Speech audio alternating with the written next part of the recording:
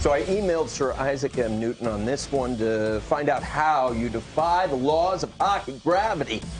You maintain a winning program, yet you're ranked at the very bottom of our pipeline rankings consistently. And your GM's going to the Hall of Fame. How many GMs in the modern era have taken two different teams to this Stanley Cup? One! Jim Rutherford. And he's their GM. EJ Rupper. Help me understand the Penguins' plan here, because it doesn't seem sustainable. To me, it's pretty simple, and I'll kick it over to you each, is you've got two choices. You've got the Crosby-Malkin era, which gives you a chance to win every year. True. And it basically has since Sid broke into the league, except this first year, right? So, you look at that. Here's your choices. You either go all in during that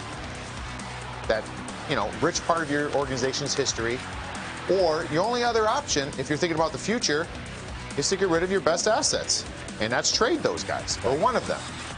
The city doesn't want to do that. The organization doesn't want to do that. The guys don't want to do that. I don't even know if fans, nobody wants to see that. Those guys are Penguins. They've won 3 cups there. They're entrenched in the rich history of the Pittsburgh Penguins. They're going to make statues of them. Yes, so that's really your only choice. Am I surprised they're there? No, because every year they double down and go for it. So as a fan base, that's what I want to see my team do. But there will be some, lean years to come. But, the plan is we'll deal with that after Crosby and Malkin, because they probably have to deal with that anyways. That's correct, and you're absolutely right. Trader Jimmy Rutherford, he's here. He's in it to win it. And when you have players of that ilk, Crosby and Malkin, you try to keep that window of success open for as long as you possibly can. That means trading away draft picks to bring in assets to help you win now. They've done that numerous times. But they have done a nice job finding, American college kids to come in and be really helpful players for them. I think Gensel, I think Rust, those guys have been helpful players. They've drafted later in the draft and been able to find some guys that can be part of their group. And one guy on the list, I'll tell you, to keep an eye on is Pierre-Olivier Joseph, who they acquired, oddly enough, moving one of those guys out. Phil Kessel was moved to Arizona.